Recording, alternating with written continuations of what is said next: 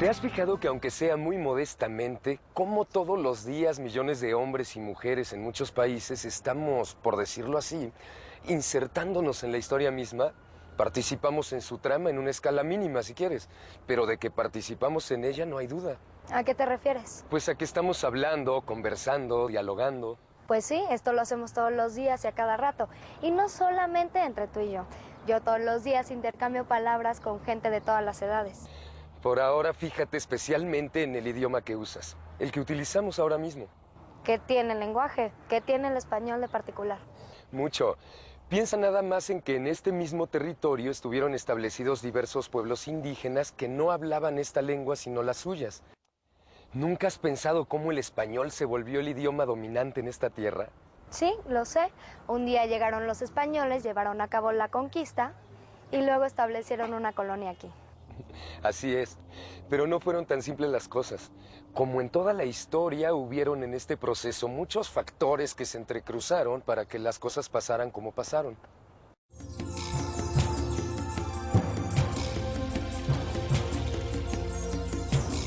Acabas de decirlo tú misma. Un día llegaron los españoles. Lo importante en el estudio de la historia es saber con precisión por qué llegaron. Hubo una razón principal. Los españoles querían hacerse más ricos. Los españoles vinieron y se instalaron en este territorio durante 3 siglos en busca de oro y plata, para llevar estos metales a España, para el lujo de la corte y de la vida de los reyes, y para fortalecer su poderío en Europa y en otras regiones del mundo. Cristóbal Colón llegó a estas tierras en 1492, es decir, a fines del siglo XV. Los españoles vienen a América a lo que ahora es México a comienzos del siglo XVI. La guerra de conquista de Tenochtitlan concluye el año de 1521. Fue una guerra dura y muchas veces cruel.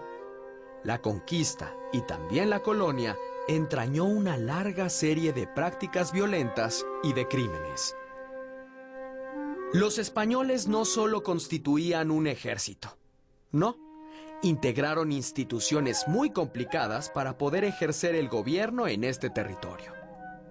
Los españoles trajeron de modo natural su cultura a este suelo y trataron de imponerla por encima de las culturas indígenas existentes. Ocurrió entonces un hecho histórico de enorme importancia. ¿Se liquidarían las culturas nativas? ¿Morirían avasalladas por la que llegaba del otro lado del océano? ¿Podrían convivir esas dos concepciones diferentes de la vida y de la muerte? Del arte, del paso del tiempo, de la condición de los niños, las mujeres, los hombres, los ancianos. Vaya que es un gran problema el que surgió entonces. Y yo creo que puede decirse que se impuso la cultura que trajeron los españoles. Tienes razón. Los españoles rompieron las viejas formas de organización de los indios mexicanos y cuando no las rompieron fue para aprovecharse de ellas y lograr sus propios fines. Los españoles formaban un grupo vasto y poderoso. No solo contaban con armamento, tenían también una larga experiencia en lo relativo a instituciones jurídicas, políticas, económicas. Su cultura también gozaba de cabal salud. Era una cultura que tenía 2 ejes principales: el idioma, precisamente, y la religión. Y supieron usar esos 2 ejes también como una especie de arma en la formación y el desarrollo de la colonia. Para comprender nuestra historia es fundamental darse cuenta de la trascendencia que tiene el hecho de que una cultura imponga a otras el conocimiento y uso de otra lengua, por fuerza distinta de las lenguas usadas originalmente en el territorio colonizado. El lenguaje expresa no solo el nombre de las cosas, sino que expresa conceptos, sentimientos y una visión del mundo completa. La cultura de un país está fundada en gran parte en su lenguaje. Uno de los elementos que nos identifica con nuestra cultura es el lenguaje. Los españoles implantaron el uso de su idioma entre los indios mexicanos. Fueron los frailes quienes enseñaron el español a los indios. Los franciscanos, los dominicos y los agustinos, en una primera fase. y más tarde se incorporarían los jesuitas. La Iglesia Católica tuvo una enorme importancia en la vida española en aquel tiempo. Sus miembros traían a los fieles la palabra de Dios. Enseñar el español significaba volver cristianos a los indios, que seguían cultos paganos, es decir, que estaban condenados según los españoles. El poder de la colonia y de la monarquía provenía de Dios, en primer lugar. En segundo lugar, como cristianos que eran, tenían la obligación de hacer cristianos a los otros. Tenían la obligación de salvarlos. De este modo, los españoles llegaron a creer que lo que hacían en este territorio y a aquellos hombres y mujeres indios a los que sometían era una obligación moral. Algo esencialmente bueno. Los españoles dominaron a los indios, a los mestizos, a los integrantes de las castas para salvarlos. Y el oro y la plata que buscaban y que extrajeron y se llevaron en grandes cantidades, ¿ese oro y esa plata pasaron a segundo término? Puede ser como tú dices, en efecto. Lo cierto es que este asunto es tema de grandes e interminables discusiones. Hay historiadores que piensan que ambos propósitos fueron complementarios, es decir, que les importaba tanto su labor de evangelización como su labor de explotación. ¿A qué explotación te refieres? Porque pensándolo bien hubo dos, la de los recursos naturales, minería y agricultura sobre todo, y la explotación de los hombres, o sea, de los que producían la riqueza que los españoles buscaban. Es verdad lo que apuntas, sin duda. Y me refiero a las dos explotaciones que mencionas. Las dos serían complementarias a la evangelización. Otros historiadores piensan que la evangelización fue en gran parte solo una máscara, una trampa que servía solo para asegurar la dominación. Sin embargo, hubo también hombres concretos que entregaron sus mejores esfuerzos a causas justas, por amor a los otros y por amor a Dios. Son personajes centrales de la historia mexicana como Fray Bartolomé de las Casas, que defendió y educó a los indios en la región nacional que hoy es Chiapas. Vasco de Quiroga, educador en Michoacán. Fray Pedro de Gante, que no era español, sino de los Países Bajos, pero que viene aquí traído por los españoles y funda, con paciencia y un empeño enorme, la primera escuela de música existente en América. Una escuela a la que asisten entusiasmados niños por decenas. Ahí, en la tierra del rey poeta Netzahualcóyotl, en Texcoco, y muchos más. Un primer aprendizaje sacamos de todo esto. No todo es blanco y negro. No todo puede verse como un enfrentamiento entre buenos y malos. De todo hay en la Villa del Señor, como dicen los españoles. Y muchos de los clérigos que llegaron fueron magníficos como maestros, como artistas, como pensadores y como seres humanos.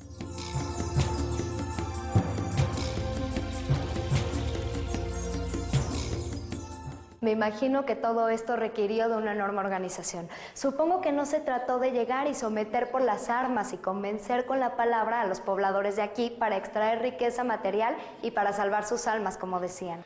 Pero primero tenemos que pensar en la gran importancia que tuvo el virreinato de la Nueva España. No solo abarcaba lo que ahora es México, sino otros dominios españoles en Norteamérica, en Centroamérica, Asia y Oceanía. Por ejemplo, las Islas Filipinas, en el extremo oriente del mundo, pertenecían a España. Hacia allá iba y de ahí venía a Acapulco el famoso Galeón de Manila, también conocido como la Nao de China. Una embarcación que llevaba y traía mercancías y que fue de suma importancia durante toda la colonia. Mucha riqueza salió de ese intercambio comercial con el Oriente para la corona española y para los comerciantes y los mineros novohispanos, porque mucho de lo que salía de aquí era oro y plata, que se cambiaba por sedas, porcelanas y otros productos. La organización de la Nueva España se basó en las encomiendas, que eran en realidad privilegios que se concedían a señores españoles. Consistían en dar a los señores muchos de ellos destacados dirigentes en la Guerra de Conquista, grandes extensiones de tierra y grandes grupos de hombres para que los organizaran y los pusieran a producir. Los encomenderos tenían poder absoluto. En la Nueva España hubo también importantes centros mineros, como Guanajuato, San Luis Potosí e Hidalgo. La minería fue un gran generador de riqueza para la corona, y los reyes usaron esa riqueza en el financiamiento de los gastos de la corte y de su propio gobierno para pagar sus guerras contra otras potencias europeas y para acuñar moneda circulante, el real, antes que el peso del México independiente. Por un lado estaba el virrey, máxima autoridad nombrada por los reyes. Además, en el campo del gobierno estaban los oidores, o sea, los miembros de la Real Audiencia. Estaban también otras autoridades como los corregidores que gobernaban en las provincias.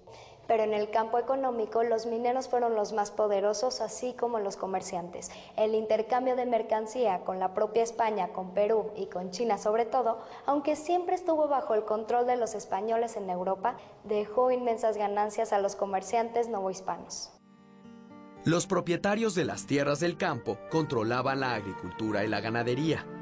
Fueron los hacendados, pero en realidad no eran tan ricos como los mineros y los comerciantes. Y su actividad, con todo lo importante que debió ser, no alcanzó gran desarrollo en aquel periodo. Los comerciantes y los mineros solían casar a sus hijas y a sus hijos con los de las familias adineradas. Es decir, se casaban entre ellos, lo que originó que el dinero estuviera en pocas manos y que comenzaran las llamadas familias de abolengo o de linaje. Entre ellos se concentraba casi toda la riqueza de la Nueva España. Por otra parte, la Iglesia cumplió durante el virreinato varios papeles. Ya hemos hablado del de la evangelización y la educación, pero había muchos otros ámbitos en los que la Iglesia ejercía un control absoluto. Existía la llamada Santa Inquisición, o Santo Oficio, que era un organismo destinado a juzgar y castigar a los considerados herejes o no creyentes. Es decir, que era una obligación seguir estrictamente las normas de la Iglesia, tanto en la vida familiar, social, como en la vida pública. La Iglesia cobraba el diezmo, es decir, una especie de contribución obligatoria de impuesto a todos los fieles. Sus miembros estaban a su vez claramente divididos en jerarquías, desde el arzobispo hasta los curas pobres, remitidos a pequeños poblados, como José María Morelos en Michoacán, por citar un gran ejemplo. Al mismo tiempo, la Iglesia poseía grandes extensiones de tierra y una enorme cantidad de edificios en las ciudades. Además, funcionaba como una especie de banco. Prestaba dinero a mineros y comerciantes en determinados momentos. Alquilaba propiedades. Su poder era inmenso. Abarcaba además otros campos como el de la salud, ya que los hospitales estaban a cargo de la Iglesia, así como el registro de nacimientos, matrimonios y muertes, porque el registro civil no sería instaurado sino hasta entrado el siglo XIX en tiempos de la Reforma. Me llama la atención la división entre los miembros de la Iglesia. Fue importantísima por lo menos en dos sentidos. En primer lugar, porque era como un espejo de lo que sucedía en el resto de la sociedad. Quiero decir que la sociedad novohispana, como su Iglesia, era plenamente clasista y discriminadora. Los puestos más importantes en el gobierno y en la Iglesia eran ocupados en primer lugar por españoles venidos de Europa. Cargos inferiores los ocupaban los criollos, es decir, hijos de españoles y mestizos. Más abajo en esta especie de pirámide social venían los mestizos, hijos de españoles o criollos con mujeres indígenas. Las castas estaban compuestas por todos los grupos étnicos que componían aquella sociedad, con excepción de los españoles puros, por llamarlos así. Los mestizos la encabezaban. Les seguían los castizos, hijos de mestiza y español, y que tenían acceso a cargos semejantes a los del mestizo. Había un grupo llamado de los españoles, compuesto por hombres y mujeres que eran mezcla de castizos y españoles y que eran muy semejantes a los ibéricos europeos. Más abajo en esta pirámide encontramos a los mulatos, hijos de español y de negra. Aún en un nivel inferior hallamos otros grupos, como el morisco, es decir, el hijo de español y mulata. Venían luego los llamados coyotes, descendientes de mestizos e indias, y después los saltatrás, negros nacidos en el seno de familias blancas. Y del saltatrás y de una india procedía el llamado chino, por sus ojos rasgados. Y de los chinos y los mulatos nació otra casta, la de los lobos, por su supuesto parecido a la figura de aquel animal. El nivel más bajo correspondía a los jíbaros, una mezcla de lobos y chinos. Por lo visto, era una sociedad muy desigual. Los españoles, que eran el grupo más pequeño, se quedaban con lo mejor de las ganancias, y los demás, que eran la mayoría, no hacían más que trabajar en su beneficio. Desgraciadamente así fue porque así tenía que ser.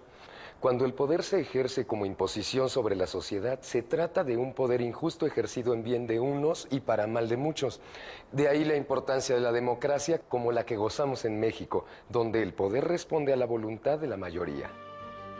La colonia fue un largo periodo de enfrentamiento, en el que dominó el más poderoso sin excesivos problemas, y a costa del sacrificio de los colonizados.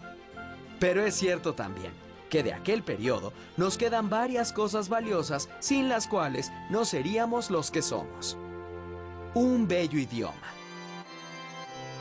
una formidable arquitectura, una pintura religiosa muy hermosa, una formidable literatura y una deliciosa herencia culinaria. En la época virreinal se vivió un largo periodo de sombra, pero al mismo tiempo aparecieron luces de gran potencia capaces de alcanzar obras de gran belleza y profundidad en diferentes campos de expresión. La arquitectura, la pintura y la escultura virreinales nos dejaron verdaderas maravillas. Tenemos joyas como Santa Prisca, el convento de Santo Domingo en Oaxaca, la iglesia de Tepotzotlán con sus altares barrocos, las catedrales como la de la Ciudad de México o la de Puebla, ciudades completas como Zacatecas y Morelia. Y junto a este arte deslumbrante hay que tener en cuenta siempre a la literatura. A lo largo de todo el virreinato sobresale una figura, la figura de una escritora, una monja. Su obra abarcó poemas breves, hechos a pedido varios de ellos, junto a grandes poemas de corte intelectual, metafísico, como el Primero Sueño. Aquella monja escritora realizó también muchísimos villancicos, esas cancioncillas que se cantan en las fiestas de diciembre, y obras de teatro. Su poesía alcanzó niveles de verdadera hondura y belleza. Este que ves, engaño colorido, que del arte ostentando los primores, con falsos silogismos de colores, es cauteloso engaño del sentido. Este, en quien la lisonja ha pretendido excusar de los años los horrores, y venciendo del tiempo los rigores, triunfar de la vejez y del olvido. Es un vano artificio del cuidado, es una flor al viento delicada, es un resguardo inútil para el hado, es una necia diligencia errada, es un afán caduco y bien mirado, es cadáver, es polvo, es sombra, es nada. Hubo también otros autores novohispanos de mucho valor, como el poeta Carlos de Sigüenza y Góngora, o Juan Ruiz de Alarcón, un magnífico dramaturgo. La pintura, por ejemplo, surgió en México por la necesidad de decorar los templos y conventos, y no puede ser considerada como la mezcla del arte indígena con el arte español. Así es que solo la mano de obra indígena y los materiales son los que se adaptan a los requerimientos de los españoles. Los indígenas apreciaban mucho las plumas y las flores. Sí, tienes mucha razón. De hecho, una de las primeras técnicas indígenas para decorar iglesias y conventos consistía en elaborar tapetes o petatl, tejidos con flores incrustadas, una tradición que sigue hasta nuestros días. También llegaron a utilizar plumas, pero ambas técnicas eran muy frágiles. Los indígenas no podían cambiar su escritura de la noche a la mañana. Así que la llegada de los españoles no implicó un cambio inmediato en este respecto, lo que dio origen a los códices indígenas de la época colonial, que son documentos escritos jeroglíficamente después de consumada la conquista de la Nueva España. Cualquier queja que debían presentar por escrito las comunidades indígenas a las autoridades españolas estaba escrito en esta manera. Existen una buena cantidad de códices posteriores a la conquista, pero el más valioso de esta época es el lienzo de Tlaxcala. El original se ha perdido, pero tenemos la copia realizada a mediados del siglo XVIII por el pintor tlaxcalteca Juan Manuel de Illanes. El original tenía 7 metros de largo y 2,5 de ancho y fue realizado por los tlaxcaltecas para solicitar a la corona española favores y beneficios por los servicios prestados a los españoles durante la conquista. Los tlaxcaltecas habían ayudado a Cortés a vencer a los aztecas, así que este lienzo tlaxcalteca fue realizado para pedirles a los españoles una especie de pago por sus servicios en contra de los aztecas. Justamente así fue. Pero hay muchos otros códices coloniales también muy interesantes. La tira de Tlatelolco, que representa hechos históricos que sucedieron en el siglo XVI, incluso incluye funerales de don Luis de Velasco, que fue el segundo virrey de la Nueva España. O el Códice Mendocino, llamado así por el primer virrey de la Nueva España, el virrey don Antonio de Mendoza. Lo mandó pintar para enviarlo al emperador Carlos V. Curiosamente, el navío que llevaba el códice a Europa fue capturado por corsarios franceses y el códice terminó en París. El documento contiene una relación cronológica desde la fundación de la Ciudad de México hasta los tiempos del segundo Moctezuma. Detalla los tributos que pagaban los antiguos mexicanos, así como sus costumbres. Pero los indígenas también tenían muchas habilidades como orfebres. Esas habilidades y la cantidad de joyas que encontraron en estas nuevas tierras fueron algo que sorprendió mucho a los conquistadores. Los indios conocían el arte de la platería en forma casi perfecta. Incluso hay listas de las piezas de orfebrería que los españoles enviaron a la corona y otras que encomenderos y caciques recibían de los indios como tributo. Esas listas, de alguna forma, demuestran que los conquistadores valoraban no solo el metal de que estaban hechas las piezas, sino que se sintieron asombrados por la belleza de las joyas, e incluso ordenaron la manufactura de algunas. Los indígenas plateros continuaron trabajando y los españoles utilizaron su arte, pero también llegaron plateros procedentes de Europa. La corona, sin embargo, con afán de controlar la industria de la plata, prohibió en 1526 que hubiese plateros en Nueva España. 2 años más tarde, en 1528, la prohibición se levantó, pero limitó la labor de los plateros y les prohibió que tuvieran herramientas para fundir y afinar el metal en sus casas. Por lo que todos estos artesanos debían acudir a la casa de fundición en los talleres y ante los veedores.